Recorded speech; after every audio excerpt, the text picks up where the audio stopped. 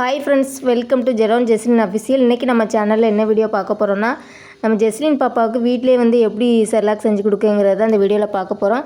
இந்த செர்லாக் பார்த்திங்கன்னா 7th month பேபிலேருந்து 2 year baby வரை கொடுக்கலாம். ஈஸியாக வீட்டிலே செஞ்சிடலாம். நம்ம கடையில் அதிக காசு கொடுத்து வாங்கணும் அவசியமே கிடையாது. வீடியோ ஃபுல்லாக ஸ்கிப் பண்ணாமல் பாருங்கள், அப்போ தான் கண்டிப்பாக புரியும். அரைகுறையாக பார்த்திங்கன்னா சுத்தமாக புரியாது. வாங்க வீடியோக்குள்ளே போகலாம்.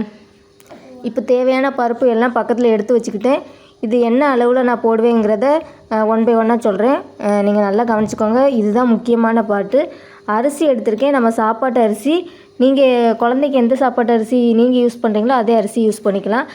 4 கை வந்து நிறைய ததும்ப போடணும். 4 கைப்பிடி, உங்கள் உள்ளங்கை அளவுக்கு 4 கைப்பிடி நல்லா ததும்புற அளவுக்கு, நிரம்பி வழிகிற அளவுக்கு ஃபுல்லாக போட்டுட்டு, இப்போ பருப்பு எல்லாமே ஆட் பண்ண ஆரம்பிச்சிடலாம். 2 கை அளவுக்கு துவரம் பருப்பு, 2 கை அளவுக்கு வந்து பாசிப்பருப்பு. இது ரொம்ப ததும்பெல்லாம் போட வேண்டாம், கரெக்டாக உள்ளங்கை அளவுக்கு போட்டுக்கோங்க. அதுக்கப்புறம் பார்த்திங்கன்னா பச்சை பயிறு, அது 2 கை போட்டுக்கோங்க. அதுக்கப்புறம் வந்து கடலைப்பருப்பு வந்து நான் குழந்தைங்களுக்கு அவ்வளோவா கொடுக்க மாட்டேன் என்னோடய பாப்பாவுக்கு, அது ரொம்ப ஸ்டொமக் பெயின் வரும் அப்படிங்கிறதுனால அது மட்டும் 1 கைப்பிடி அளவுக்கு எடுத்திருக்கேன். உளுந்து வந்து நீங்கள் வெள்ளை உளுந்து இருந்தாலும் எடுத்துக்கலாம். நான் வந்து கருப்பு உளுந்து தான் எங்கள் பாப்பாவுக்கு ஃபஸ்ட்லேருந்தே யூஸ் பண்ணுறேன். இல்லை எனக்கு வந்து சரியான அளவில் தான் நீங்கள் யூஸ் பண்ணணும் அப்படின்னு நினச்சிங்கன்னா 200 கிராம் அளவுக்கு வந்து ரைஸ் எடுத்துக்கோங்க. 50 கிராம்ஸ் அளவுக்கு இந்த பருப்பு வகைகள்லாம் எடுத்துக்கோங்க, கரெக்டாக இருக்கும். பண்ணிவிட்டு இதை எந்த அளவுக்கு வந்து சுத்தமாக வாஷ் பண்ண முடியுமோ வாட்டரில் வந்து வாஷ் பண்ணி எடுத்துக்கோங்க. ஏன்னா வந்து நம்ம குழந்தைங்களுக்கு கொடுக்குறதுனால ரொம்ப சுத்தமாக செஞ்சு கொடுத்தா நல்லது. நம்மளுக்கும் வந்து மனசில் ஒரு சாட்டிஸ்ஃபேக்ஷன் இருக்கும். அதனால் வந்து நல்லா அந்த தண்ணி வந்து எந்த அளவுக்கு ஒயிட் ஆகுதோ அந்த அளவுக்கு ஒரு 5 டைம் கூட நல்லா வாஷ் பண்ணி எடுத்துக்கோங்க. இப்போ பாருங்கள், நான் ஒரு 4 டைம் வாஷ் பண்ணியிருக்கேன். தண்ணி வந்து கிளியர் ஆகிடுச்சு.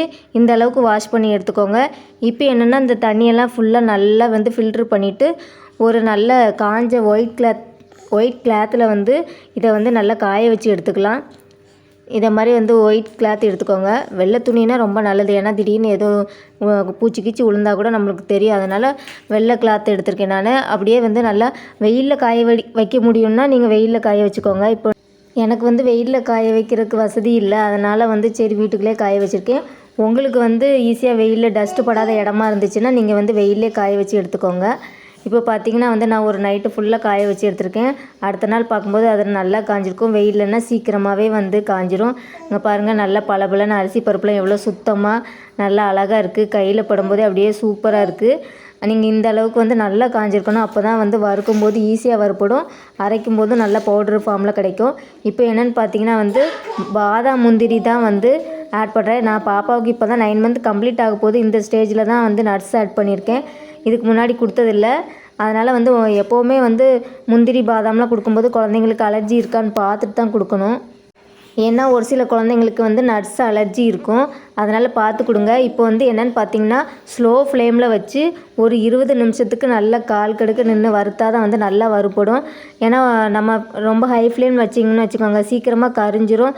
ஒரு சைடு வந்திருக்கும், ஒரு சைடு வந்து சரியாக வந்து வறுபட்டுருக்காது. அதனால் ஸ்லோ ஃப்ளேமில் வச்சு வறுத்தா தான் ஈவனாக வந்து வறுபட்டு வரும். பாருங்கள், நல்லா பொன்னிறம் ஆயிடுச்சு. இந்த அளவுக்கு வந்து நல்லா வறுபட்டு எடுத்துக்கணும். இது நல்லா வறுபடும் போதே ஒரு வாசனை வரும், அப்போவே வந்து நல்லா வறுபட்டுச்சுன்னு அர்த்தம். இந்த அளவுக்கு பொன்னிறமாக ஆகிறதட்டி நல்லா வறுத்து எடுத்துக்கோங்க. இப்போது வந்து இதை வந்து ஒரு பிளேட்டுக்கு மாற்றிட்டு அதை நல்லா ஆற வச்சு எடுத்துக்கலாம். நான் வந்து ஒன்று சொல்ல மறந்துட்டேன். இப்போ வறுக்கும்போது வந்து இது கூட வந்து ஜீரகம் வந்து 2 ஸ்பூன் ஆட் பண்ணி வறுத்துக்கோங்க. அது வந்து குழந்தைங்களுக்கு ஈஸியாக ஜீரணம் ஆகும், அந்த ஃப்ளேவரும் நல்லாயிருக்கும். அதனால் ஜீரகம் ஆட் பண்ணிக்கோங்க. நான் மறந்துட்டேன் இதில். இதை மாதிரி ஆற வச்சு எடுத்துக்கோங்க. அதுக்கப்புறம் பார்த்திங்கன்னா வந்து பாதாம் வந்து நான் ஏன் தனியாக வச்சுருக்கேன்னா, பாதாம் மேலே இருக்கிற வந்து அந்த தோலை ரிமூவ் பண்ணிவிட்டு தான் நான் வந்து கிரைண்ட் பண்ணுவேன். ஏன்னா தோலோடு கிரைண்ட் பண்ணோன்னு வச்சுக்கோங்களேன், அது குழந்தைங்களுக்கு கான்ஸ்டிபேஷன் ஆகும், மோஷன் போகும்போது ரொம்ப கஷ்டப்படுவாங்க. அதனால் வந்து இதை மாதிரி தோலை ரிமூவ் பண்ணிவிட்டு தான் நான் எப்போவுமே அரைப்பேன். இப்போ எல்லாம் நல்லா வந்து சூடு கம்மியாகிடுச்சு, ஆற வச்சாச்சு. இப்போ இதை என்ன பண்ணணும்னா கொஞ்சம் கொஞ்சமாக எடுத்து கிரைண்ட் பண்ணி எடுத்துக்கலாம். நான் வீட்டிலே தான் கிரைண்ட் பண்ணுவேன். இப்போ என்னென்னா மறந்துட்டேன் பார்த்தீங்களா, இதையும் ஆட் பண்ணணும்.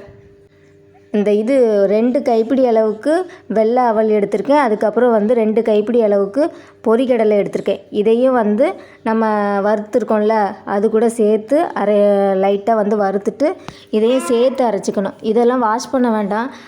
அவல் வந்து வாஷ் பண்ணால் கொஞ்சம் ஒரு மாதிரி ஆயிடும். அதனால் இது சுத்தமான கடையில் வாங்கின சுத்தமான அவல், அதனால் வாஷ் பண்ணல. பொரிகடலையும் வந்து லைட்டாக வறுத்துட்டு லேசாக வறுபட்டாலே போதும். பொரிகடலையும் அவலும் அது சீக்கிரமாக வந்து அரைக்கிறதுக்கு நல்லா தான் இருக்கும். இப்போ எல்லாத்தையும் ஆற வச்சு இப்போ கிரைண்ட் பண்ண போகிறோம். அவ்வளோதான். இதில் ஆட் பண்ணுற பொருள் இவ்வளோ தான். நான் இவ்வளோ தான் எப்போவுமே யூஸ் பண்ணுவேன். இதுக்கு மேலே யூஸ் பண்ண மாட்டேன். இப்போ மிக்ஸி ஜாருக்கு மாற்றி எடுத்திருக்கேன். நல்லா வந்து பொடியாக ஃபைன் பவுடராக வந்து கிரைண்ட் பண்ணி எடுத்துப்பேன். என்னென்னா பெரிய ஜாரில் வச்சு அரைச்சிட்டு அதுக்கப்புறம் சின்ன ஜாருக்கு மாற்றி அரைச்சேன்னா நல்லா கிரைண்ட் ஆகும். இதை மாதிரி தான் மாற்றி நான் அரைச்சி எடுத்துப்பேன். நல்லா அழகாக சூப்பராக வந்து நல்லா வாசனையாக வந்து செர்லாக் ரெடி ஆயிடுச்சு. இந்த பருப்புகள்லாம் நல்லா வந்து வறுபடும் போது என்னென்னா வாசனையாக இருக்கும். நல்லா அந்த வாசனைகள் வெளிப்படும் போதே வந்து நல்லா வறுபட்டுருச்சுன்னு அர்த்தம். நல்லா ஃபைன் பவுடராக வந்து அரைச்சி எடுத்தாச்சு. இப்போ என்னென்னா அப்படியே வந்து நம்ம ஸ்டோர் பண்ணோன்னு வச்சுக்கோங்க, எப்படியே அரைக்கும் போது ஹீட் இருக்கும்.